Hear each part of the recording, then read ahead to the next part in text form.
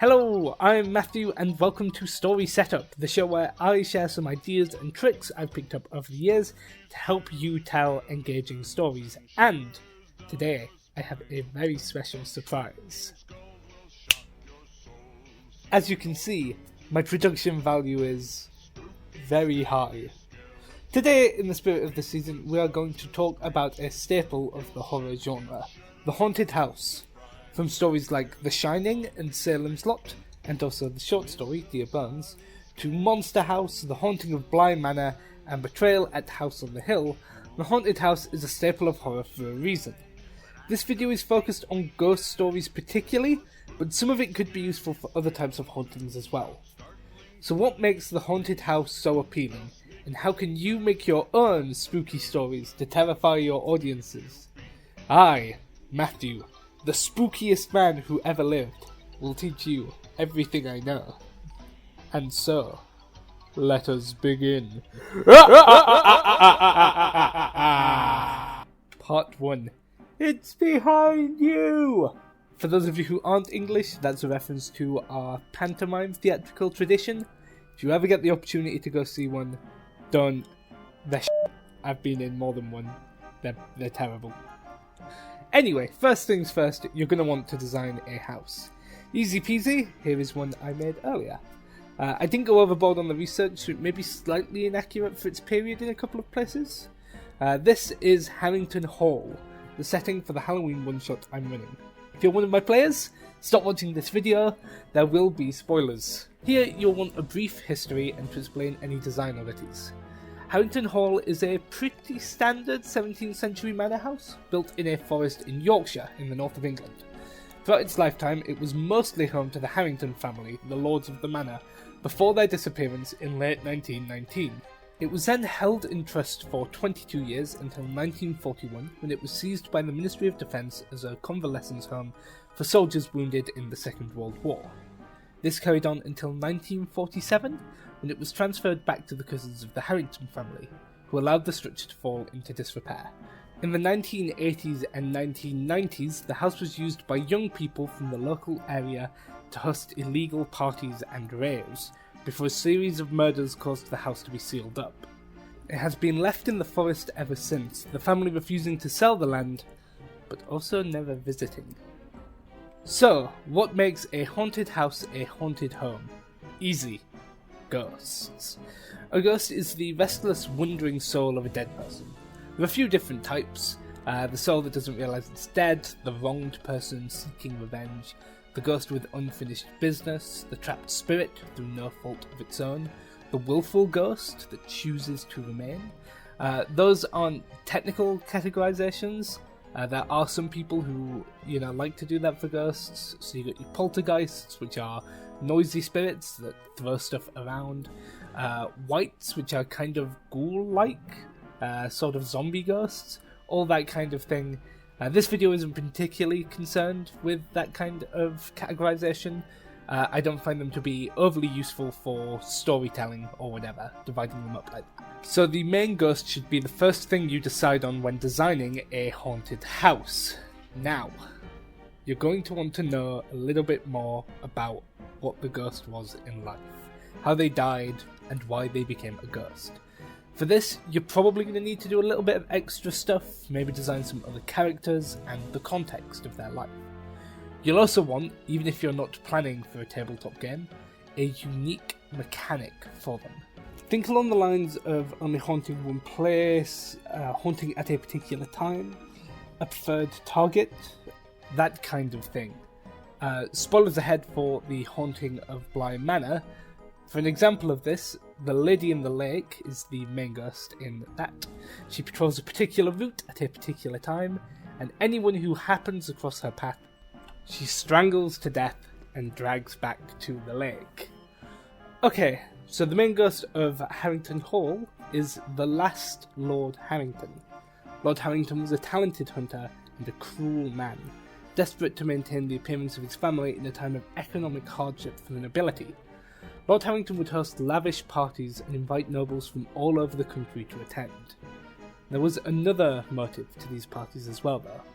Lord Harrington was a serial adulterer, and would often seduce the women he invited to these parties and lure them into his bed. His wife, Lady Harrington, feared her husband and could not stop him from carrying out these affairs, nor could she simply leave. For though divorce was technically legal, it was very uncommon among the nobility and would have caused her to be ostracised. However, everything changed when Lady Harrington fell pregnant with a child that was not her husband's. She had grown lonely and tired of her husband's constant abuse, of his unfaithfulness. She decided to take a lover at one of his parties. Lord Harrington fell into a fury. He sent for the only extant copies of the house's design and then set about his work. He gave all of the staff, besides his trusted butler, Thomas Shaw, the Christmas period off. The two of them sealed off a part of the cellar and fashioned a crude table and chairs. Then, late one night, Lord Harrington and his butler went to each of the children's rooms and killed them while they slept, dragging their corpses down to the basement and setting them at the table. Then he and Thomas threw a bag over Lady Harrington's head, dragged her to the basement and tied her to the final chair. They removed the blindfold and left a gas lamp burning while they bricked up the wall, leaving her stranded in the dark with the corpses of her children as the light slowly faded. Lord Harrington was planning to flee the house, but as he was going to leave, carrying his luggage down the stairs, the clock struck midnight behind him. He turned, stumbled, and fell, breaking his neck at the foot of the stairs. Thomas Shaw, ever the loyal butler, drove the family automobile into the lake behind the house, and told the police that Lady Harrington pushed her husband down the stairs and fled the house with their children. Harrington did not leave the house, however. Between midnight and sunrise, he walks the halls of his manor, his hunting knife in hand, blood pooling at his feet. Lord Harrington is drawn to the blood of the living. If a person suffers an open wound while he walks the halls, he will comfort them, pursuing them across the house and gardens. Even in death, Thomas Shaw, his butler, still serves him, appearing in doorways to stand in people's way and stop them escaping. Okay, so that's your number one ghost, the main man. But you may also want some additional ghosts. These can be a little less detailed, but should still have different distinct mechanics. I'm going to go over a couple of mine now. Number 1. Corporal Westwood, a soldier who was badly burned in an explosion on the front, which caused him to lose his mind and most of his face. He forgot his identity and began adopting the identities and mimicking the voices of the people around him. In one of his episodes, he adopted the identity of one of the other soldiers in the home, who was sleeping with one of the nurses, and strangled her to death for flirting with another man. He attempted to murder some of the other staff, and was crushed to death while being restrained by the doctors. As a ghost, Corporal Westwood can change his form to resemble people, and attempts to lure other people into being alone with him, so he can strangle them. Number 2. The Party Girl. A person who was never identified and was murdered at one of the raves that the house was used for in the early 90s, where she was drowned in the lake. She appears in the lake to this day, paddling around in her underwear, and attempts to lure people into the lake where she can drown them. She only appears to one person at a time. She doesn't seem to be malicious, but rather she is desperate to be less alone. She can leave the lake, but she cannot enter the house. And finally, there is the Vagrant, a man who lost his job when the mines closed in the mid-1980s. He travelled to the house to shelter there. He was a psychically sensitive man, and spent his nights in the hedge maze, where the ghosts in the house troubled him less. One night, during a terrible snowstorm, he sheltered in the house, but it was not enough, and he froze to death in the Sapphire Room. He brings the temperature of any room he is in to far below 0, and the sound of his chattering teeth can be heard throughout the room. He is not aggressive, but he will actively seek out the source of any psychic activity. Now, obviously these are only examples, and the house I've designed has a total of 11 ghosts throughout its twisting halls, each with a unique MO and tricks at its disposal. Now, it's important to remember that not every ghost needs to be a physical threat. Some of them can just be there and a bit spooky. Now, with the ghost planned and the house done, we need to talk about the haunting itself. Part 2. The haunting of your house. So, how do you want these ghosts to actually haunt things? How do you spook your players? There are a number of options available here, but if you are playing a one-shot, I do have an unconventional recommendation. Make one player an animal, like a cat or a dog, and have a secret chat open at all times. Cats and dogs in horror fiction tend to see things as they really are, so they are able to see the ghosts in the house straight away. Whenever they enter a room, send them a message describing what they see. Make it clear before the game that they can say things like, "That's a bit creepy," out loud, but not describe what you said. If they want to try and communicate specifically, they have to describe what the animal is trying to do. Boom. Already, that's going to get people a bit spooked. And also, it'll probably be quite funny. Obviously, at the end of the day, like, people play TTRPGs to have a good time. So you don't want to make it too hyper serious all the time. Anyway, before we do this, I want to very quickly run over the basics of making horror work. So, according to me, there are 4 emotions that are useful in horror: shock, dread, terror, and repulsion. Shock is the emotion used in jump scares and is probably the most effective in terms of the effort it takes to get it right, which is why it's so common in horror films. However, shock is almost impossible to pull off in any non-visual medium, so I'm gonna move on very quickly. Dread is the sense of unease you feel when you think something terrible is about to happen. This is the emotion to build the final turn. It is the anticipation of terror or revulsion. It's knowing that there is a ghost or a demon or monster, but not being able to see it, but not being able to escape. Terror is the emotion you feel once you've actually seen the monster, and it's trying to pull out your kidney to use as stockings or something. Terror is generally less effective the longer it lasts, but can be made stronger with greater dread preceding it. Repulsion, the final of these 4, is consistently effective. This is the primary emotion of splatter films and is the innate physiological response for blood and guts and entrails. It can also be felt for particularly immoral acts, like the murder of children, that kind of thing. So you want to start your story by promoting a mild sense of dread. This can entail locking and unlocking doors, distant footsteps, moving stuff around. These are good because they are all very subtle. Locking a door with a player in a room can separate off the group, forcing people to leave to look for a key, leaving them nice and alone. Moving stuff around can achieve similar outcomes, and distant footsteps may get the players to move to a certain location of their own accord. Once this is done, you're going to want to begin thinking about mid-level stuff. In this case, I'm talking hearing voices, written messages, stuff that completely confirms there are ghosts floating around, but the characters can attempt to rationalise them away, or still feel kind of safe. Now you can have flashes of this beforehand. In The Secret of Crickley Hall, the characters regularly get thwacked on the hand by the main ghost, from basically the beginning of the story, and that can be really effective, but for a tabletop RPG, I'd recommend leaving it a little bit. Let it build slowly, before you move on to the final step: direct confrontation. You need to be absolutely sure that it's time to deploy this before it happens. This is the point where your players see the ghosts and ghouls and must try to survive. Now, controversial though it may be for a tabletop RPG, I don't think players should be able to fight directly. If you can fight, you can win in a direct confrontation.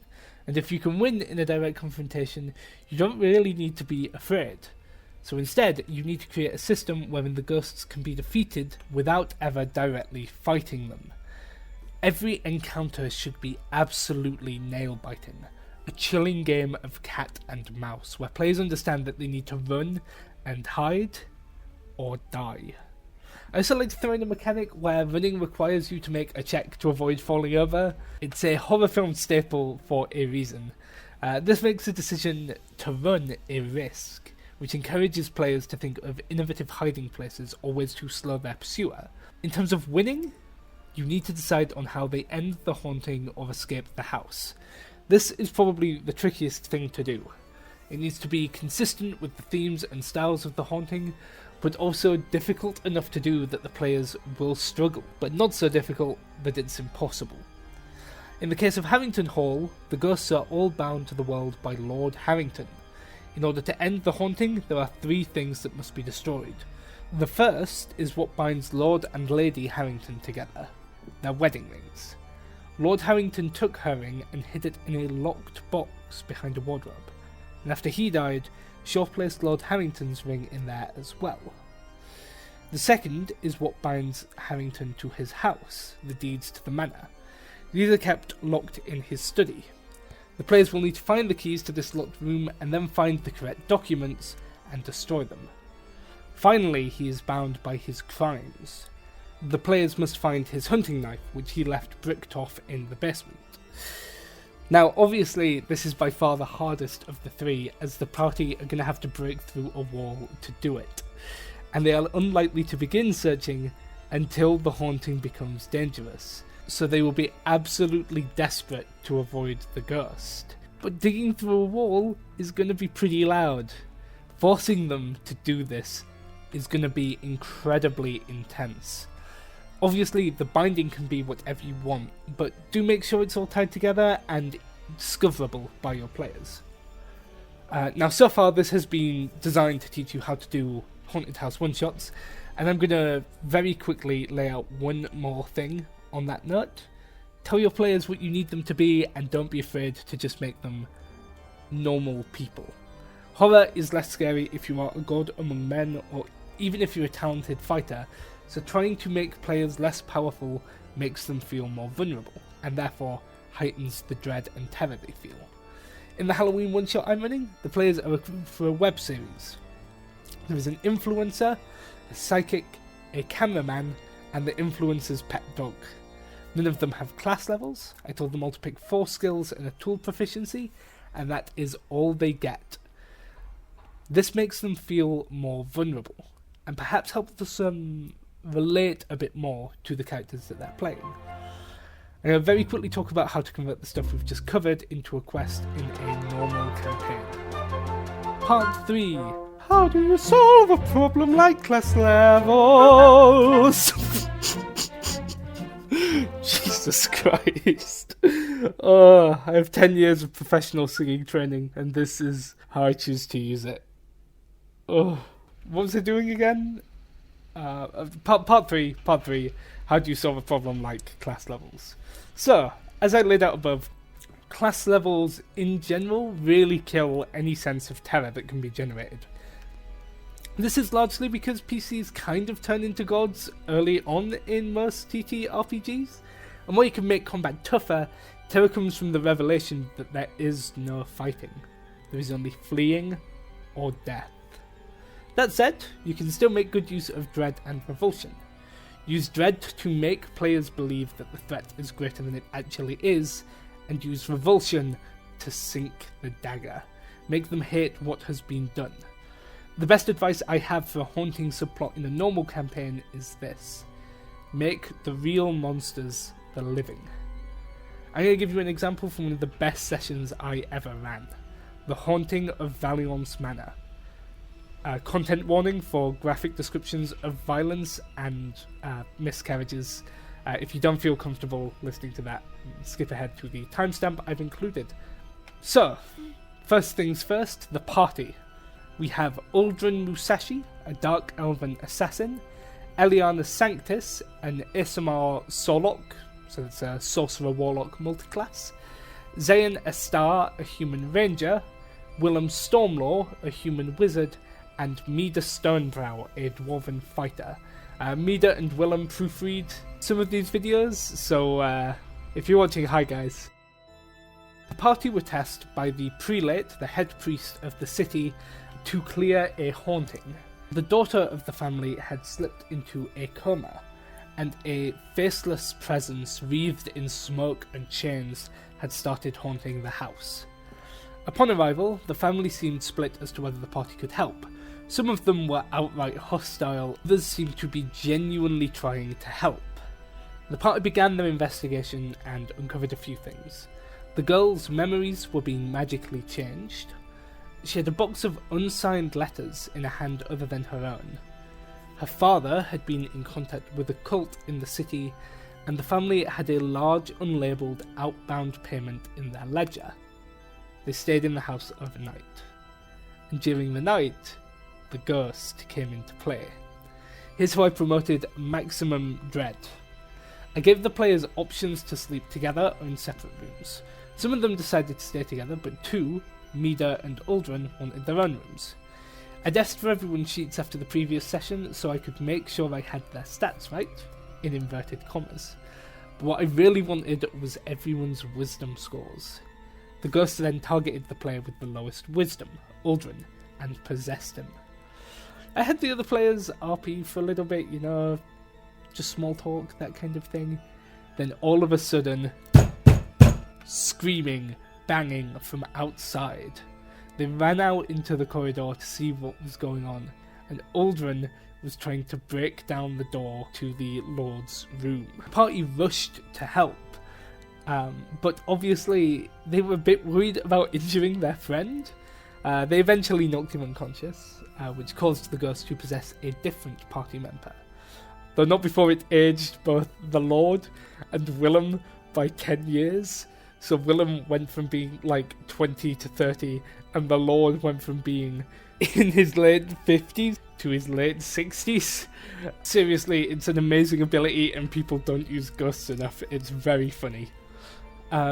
Anyway, needless to say, the party eventually got the situation under control.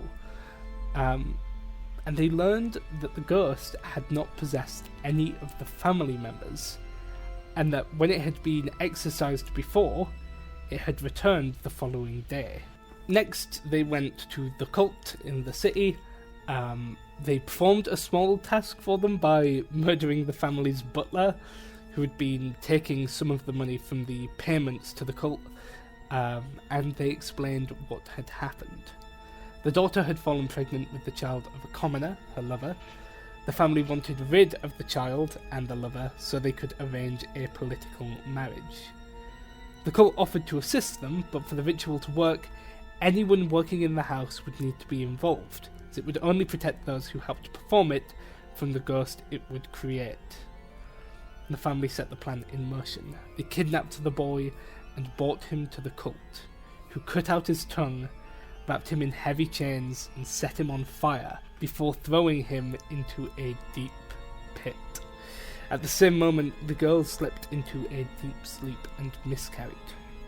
While she slept, the cult's god began to strip the memories of her lover away, and when all of her memories of him were gone, he would cease to exist. The party went back to the priest who had initially requested their help, and then back to the house with the soldiers of the church. They found the corpse of the fetus and her lover's tongue hidden behind a false wall in the basement. They destroyed them, thus bringing the curse to an end. This does what it can to create horror. There was very little combat, and the combat that there was twists the player's strength into weakness, and is completely flawed and unplanned. Keep things vague, but constantly hint that there is something being hidden from view. Also, things like illusion and possession are your best friends here. Make the players fight each other, since fighting monsters generally isn't all that scary. All in all, the design philosophy here has to be a bit more mystery-oriented than horror-oriented. You need to make players feel uncertain rather than afraid, and then capitalize on that uncertainty. Also, remember that you will need a mechanism for players to work out what happened. My advice would be give them clues that leads them to a person who knows the truth, and will tell them for a price. Okay, that will do for today. Jesus, this video is longer than I intended. If you enjoyed the video or found it helpful, please consider liking, sharing and subscribing. It's really motivating to see how much the channel has already grown, given that there's only 2 videos on it. I'm actually really happy so far. I should have one more very brief video out before Halloween. It's a bit more D&D oriented. I'm going to make a spooky subclass, so look forward to that. And if I don't quite get it out in time, then have a spooky, scary Halloween. I've been Matthew, and this has been the first episode of Story Setup. Goodbye.